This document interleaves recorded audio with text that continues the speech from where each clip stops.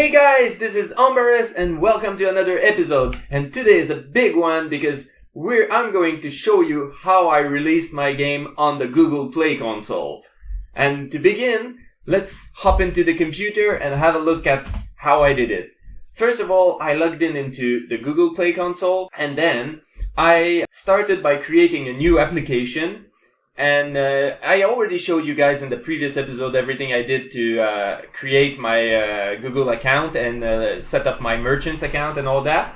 And so today I'm going to show you what happened when you create a new application. First of all, one of the things I figured out is that the interface is really well made. So all the check mark on the side that you're going to see, they're either gray or green. And if they're green, it means that basically this is at least the minimum you need to be able to release. The first thing you have to do is define your store listing. The store listing will have stuff like screenshots, description, short description, long description, translations, and stuff like that. The big part is uploading your app release. So before you can put the content rating and the price and stuff like that, you need to upload your first app. But really there's no better way to do than to just try it out and click on the links.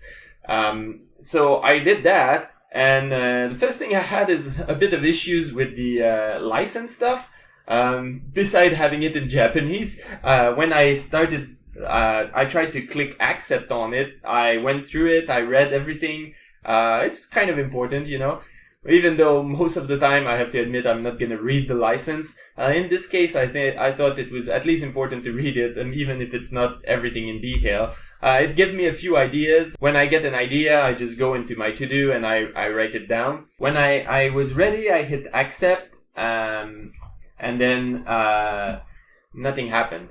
I don't know if it's a bug. Maybe it's because my license was in Japanese or something like that. Anyway, I clicked accept like 100 times. I looked up information. I tried to figure out what I was doing wrong. It just wouldn't accept the license agreement. And I didn't want to opt out of this thing because this is the automatic signing by Google. Normally you would need Google to give you a private key, and then you have to sign your app with this private key, and then you're responsible of keeping this private key private. Doing something like that is kind of dangerous. Someone steal your key, you lose your key, then you can't upload new version of your content. You have to re-release your app with a new key. It's kind of troublesome. I wanted to use the Google Manage app stuff key, but then I couldn't accept their license agreement. But for some reason, like I restarted my computer, I did it a couple of times, and in the end it kind of worked. And then I tried to upload a version of my app, but it didn't. It said it wasn't signed. And so I looked online. I found this really nice website that had all the information I needed to sign my APK. Basically, it was just a bunch of command line tool using Java toolkit, and I just tried to follow along. And first you have to generate a key store to store your private key in. And then once you have your private key, you can sign your app with this private key. I'm sure if you've done it like 100 times, it's super easy. But I had so much trouble. Like I have like 3 versions of Java installed. I don't know why. And some have the tools I needed and some don't have the tool I needed. So I spent a lot of time like just looking around for information and like, where is this damn file? And then I had to use something called the zip aligner that comes with Android Studio. But since I haven't used Android Studio, I couldn't find where the tool was. So I spent a lot of time, like I spent nearly the whole day just trying to sign my app, which should have been like 3 command line, like bang, bang, bang, it's done. But it turned out it wasn't exactly like that. In the end, I got it all figured out, and I'm showing you guys because I want you to avoid all the stuff I had to do to get it right. And in the end, it's a fairly simple process. I might even put in the comment section the information for what command I ran, because it seems to have worked. It's important to keep the information. I like to have like notepads and to-dos and stuff like that to keep important information. This way, if I keep it close to where I'm working on my stuff, then I can find it again, and like I don't have to spend an hour figuring out where the jar signer tool is again if I keep it in the notepad. Once I've signed the app, Then I use the tool Zipaline to make sure it can be compressed, because once you upload your APK to the App Store, it's going to be compressed, and it can compress better if it's aligned. I think it's an optional step. I heard you don't have to do that, but it'll make your package smaller, and a smaller package size is always good on the App Store. My app doesn't take 30 megabytes, it's I think 5 megabytes or 6 megabytes, but on the App Store, once it's compressed, it's less than 3, so that's pretty good. Once it's uploaded, you can just drag it into the Google Play Console, and well, you might, if there's anything wrong, it'll tell you right away. You can see it said the file is not signed. I upload the new signed APK, and then it's basically okay. One of the things is I had a bit of a mix-up with the version number. Versions number are important. I was using version 1.00, but since I uploaded like one that wasn't working, I had to change the version number. But when I changed the version number, I had to re-upload it and re-sign it. But then I had some error, and I really wanted to release the first version be 1.0.0, not 1.0.1 or something like that. But at the same time, I was trying to keep track of all the tries I did. Every time I was recompiling, I was changing a few things and fixing a few things. So I wanted to keep like some kind of internal versioning. So I still haven't really figured out how to do it properly. In the end, I just cleaned everything and started from scratch over again, deleted everything. At the beginning, I wasn't sure where the versions were stored. So it would tell me, no, you already uploaded a v1.0.0, but I was like, well, yeah, okay, but where is it? Can I clean it? Can I re-upload the version 1.0.0 if I changed it? And then I figured out that there's a small menu on the side called the artifact library, and this is where all your versions are kept. So when you want to do some cleanup in the Google Play Console, you just go there and you can delete, and you can re-upload after that the same version again. Before you do the rollout, one of the things I tried to do is create a test release. But the test release, it wasn't such a good idea, because you need testers, and then you need to give them like special access and all that. And I didn't really have any testers beside myself. So I thought, what's the point? I can just install it on my Android device and I can test it, and I know it's fine. So I don't need to create a test release. So I'll just go ahead and do an actual production release. This also, again, conflicted a little bit, because I already uploaded like a test release for v1.0.0. So when I tried to re-upload v1.0.0, it said I had it already, and I couldn't figure out how to get it to work. But once I cleaned up everything and I started from scratch again, then it worked well. Then you're allowed to do the content rating. Content rating is very straightforward. It's just a couple of questions asking you what you have in your game, if you have any integration with social networks, if you have any like foul language or stuff like that. Once you've done that, Google will automatically assign some rating to your game. Hopefully you don't get like a R18 and plus or something like that. I had some hesitation. I mean, it's kind of a dice throwing game. It could have some link with gambling, but I mean, I'm not like encouraging any gambling, or I'm not saying the dice are used for like gambling or anything like that. So I assume that it was safe to say that there was no gambling in my app, even though it's kind of a dice throwing game. So it's, dice gambling, it's kind of related, but yeah, we'll see what happens. If you want to report me, then please do so. But I was afraid what kind of rating I would get if I said there was some gambling in it, probably like some kind of R rating or something. So, and then the last thing I had to set up was the pricing and distribution. And this is a little bit more complicated, because at the beginning I wanted to make it 99 cents. But you don't set this from your app information. You have to actually get out, because as you can see in the upper right corner, this setup right now is for the app I'm editing right now. For the app, I'm doing the store listing for this one app, the app release for this one app. But the pricing is different. You have pricing templates that are global to all your apps.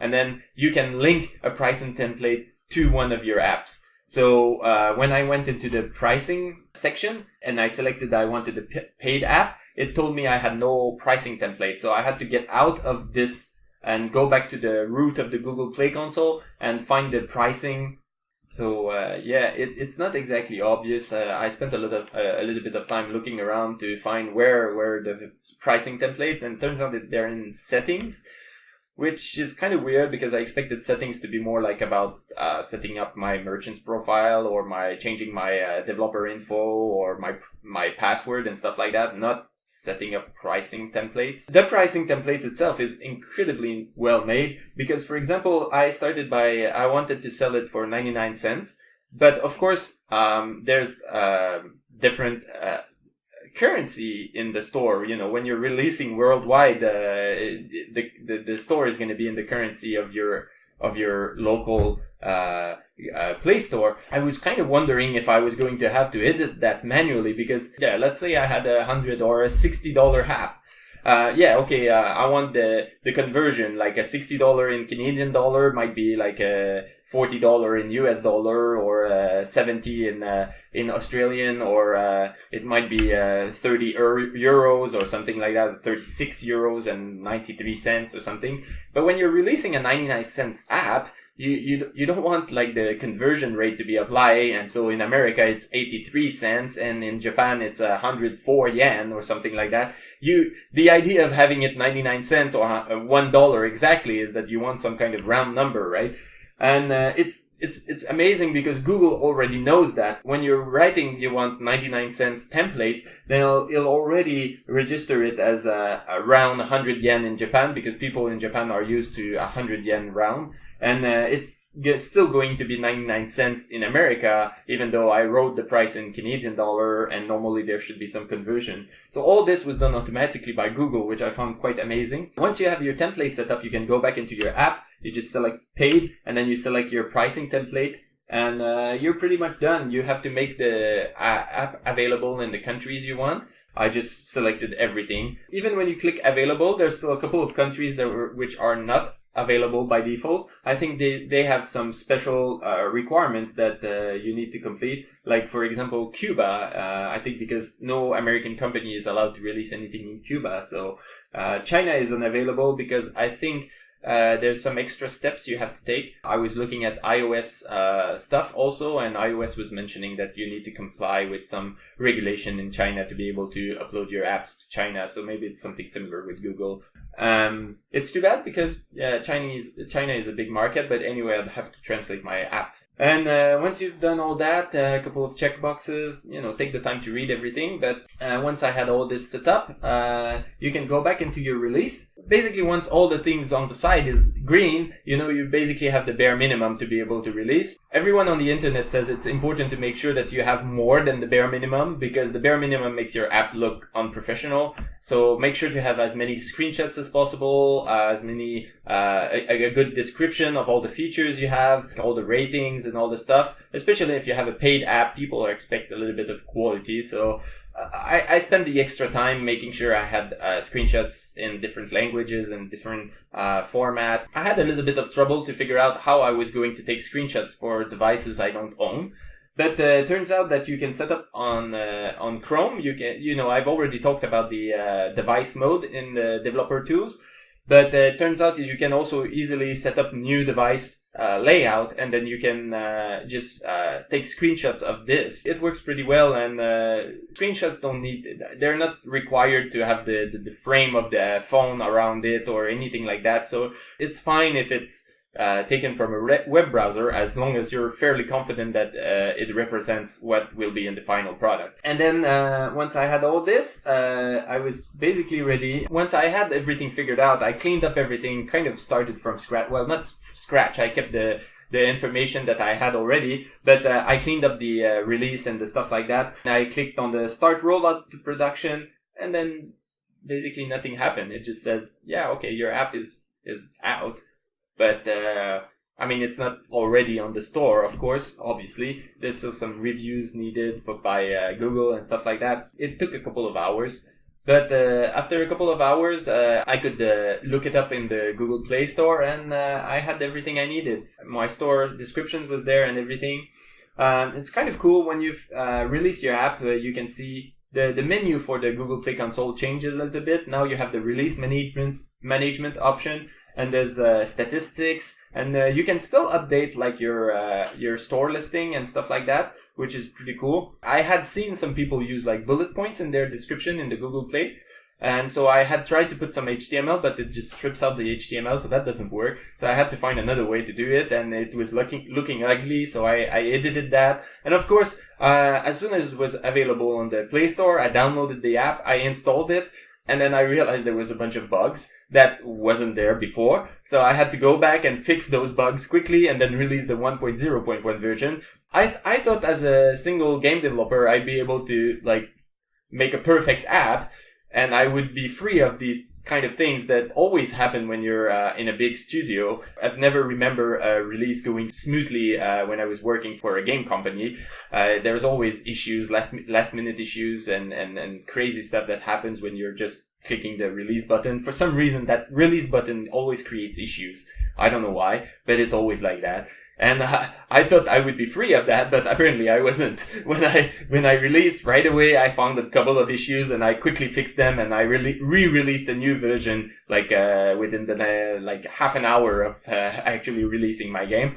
But now it's working really well. I had like 2 or 3 people download it just to test it, and it's working well. One of the things I discovered is that basically I think Google sorts search result by the number of downloads you've had, or the number of reviews, but because my app has basically 0 download, even if you search by its own name, it's not going to be the first result in the App Store. You're going to get stuff that are not even named Dice DM, because that's the name I chose for the app. You're going to get like a Dice Master above Dice DM when you look Dice DM in the store, and that's because Dice Master has like 100 download and mine has none.